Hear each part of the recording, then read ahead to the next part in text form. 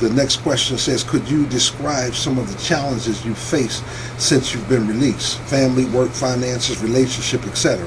What advice can you offer in those areas? Well, some of the challenges that I since I've been released was managing my time between church, family, and work. I call it the balancing act. Managing my finances. Sometimes I want to go shopping, and guess what?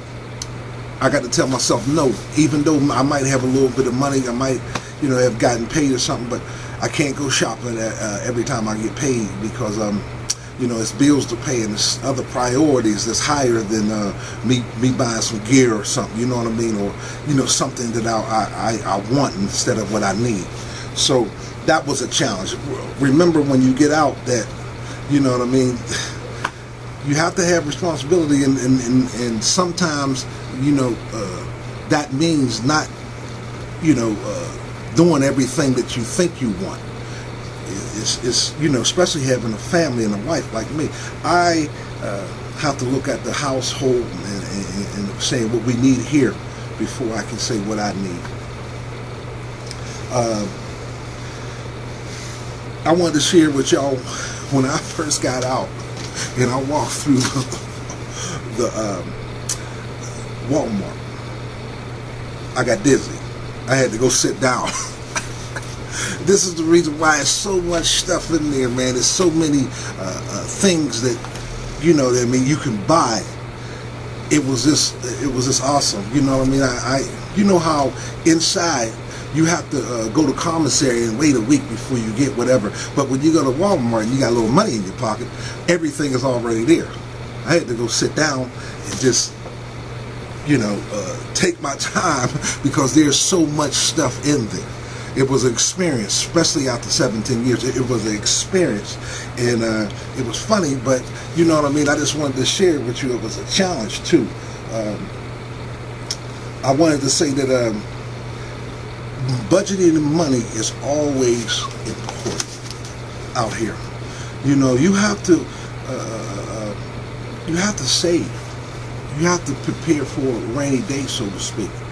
And you have to find ways. I go through the paper and I find coupons. Believe it or not, yeah, I'm coupon shopping.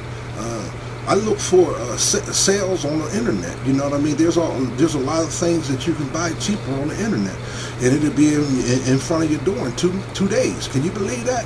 You know how it was when we was buying stuff up there. It took a month for us to get some of the stuff that we bought from RBO. Now I can hit it on the computer, buy it on the computer, and it's at the door in 2 days. So the budgeting is important because can't go shopping every week. The next question is there someone that you turn to for your support and advice when you are comforted with the storms of life, confronted with the storms of life? If so, how long have you known him or her? Did the relationship develop before or after your incarceration? And what advice can you give regarding having someone to confide in? Oh, this is very important, because guess what? There's going to be times, y'all know this from inside of there, there's going to be times when things ain't going to go right. There's going to be storms in our lives. And I have a mentor. His name is Larry Washington, and he was my mentor before I came to prison. He was my mentor in prison. What I found out is that when I don't think that I'm Superman and that I can handle everything, I need somebody to go to and get some advice. See, because I was locked up for 17 years, and being locked up for all that time, I needed help. I still need help to live out here and to be successful. So my mentor, I would go to him. I still go to him. I'll give him a call. I'll say, Brother Larry, you know what I mean? This is what's going on. And see, when you get a mentor on the street, make sure it's not your best friend or your family member. Make sure it's somebody that can look you in the face and say, no, man, you're wrong. Because if you got a person in your life that's keeping you accountable like that, your chances for success are risen percentage-wise. And this brother, when I go to him, I give him the real. Y'all know what the real is. You don't try to hold back. Talk to people. Y'all have mentors in there, because I was a mentor in there. Talk to your mentor with the real. Don't give him all that, I go to my mentor, I talk to him, and then I listen. And see, that's the big thing. Remember I was talking about after you pray, listen? Well, after you talk to somebody who you really respect, you got to listen to them. And basically, you got to do what they say do. You know what I mean? And when I didn't have a job, first of all, it was a struggle getting a job, because I didn't get one for the first 2.5 months that I was out. But I was putting internet applications in everywhere. But God had a plan for me. So he just told me, my mentor told me, listen, just do the next thing that's right.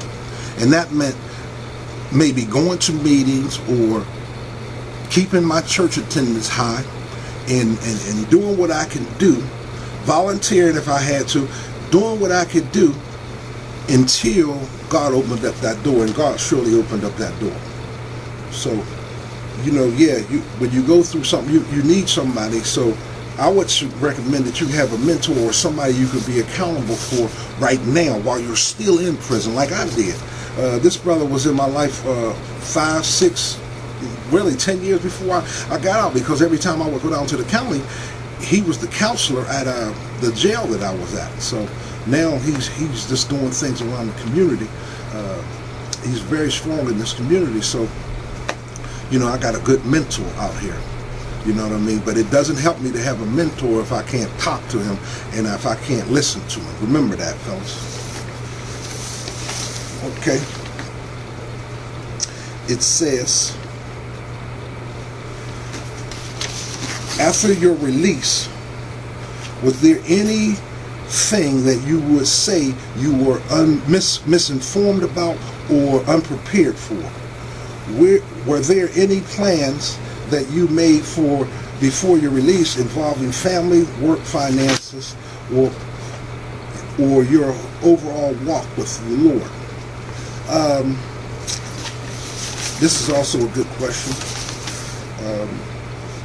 I think I answered it already, but I will do it again. I had to basically be prepared for the unexpected. In the later question that I was going to ask, I'll deal with it right now.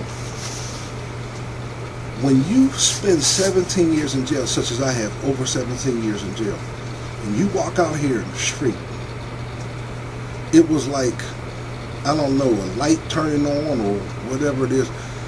I wasn't really ready for how people dress out here, especially women. I was like, man, this is, what the is he? Y'all, I'm serious, it's real. You'll walk out here and it'll be like, man, is this all they wearing? You know what I mean? So, that we coming from an environment where there's only men, and then you walk in an environment out here, and I'm just being real with y'all, it's going to be a challenge.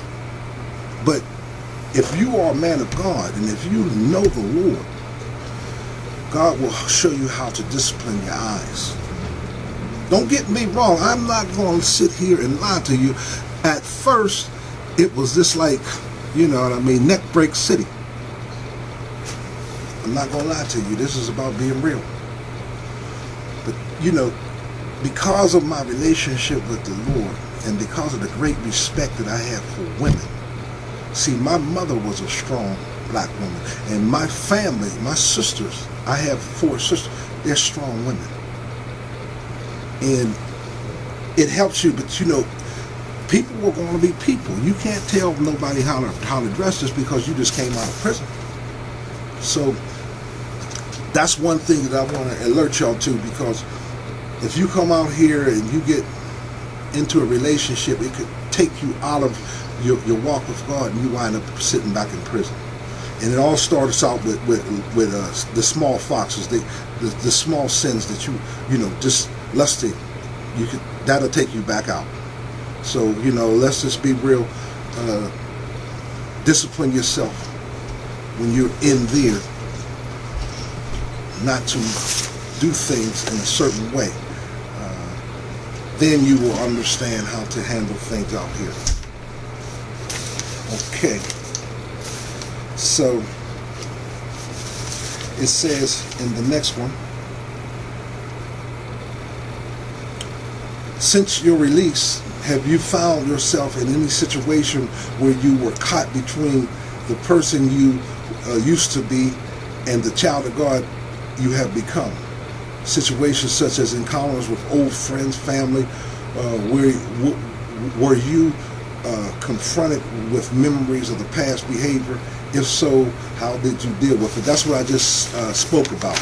That, the situation where you have to deal with your eyes, and you have to discipline yourself as you come out, because you're going to be working with women, and a lot of times you're going to be working with women who are married.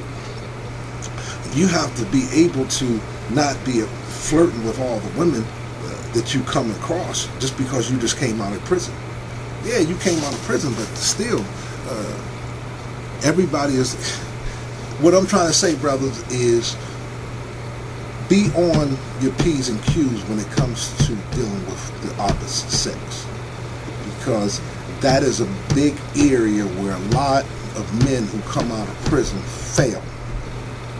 This has got to be spotlighted, and I would be doing you a disservice if I did not share with you on this side of the fence the need that you have to be disciplined in this area.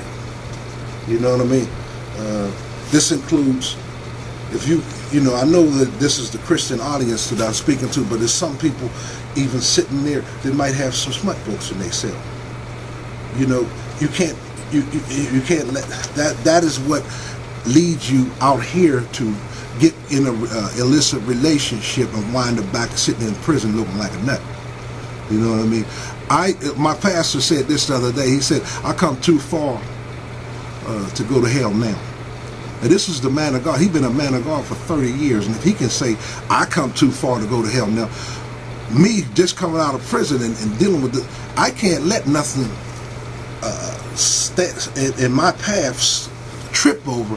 I come too far to go back to prison. I come too far to let the enemy have victory in my life. So, you know what I mean? I deal with this. I honor my wife, and I do the things that I got to do. Don't get me wrong. It's a challenge. Men have problems in this area. I don't want you to think I'm not being real with you. But I'll get off of this right now because, but you know, old Henry, I'm going to give you the real. I'm going to let you know where the problems could be. And I believe that you will take this advice, because a lot of y'all are changed men of God. I know that, and I advocate for you out here.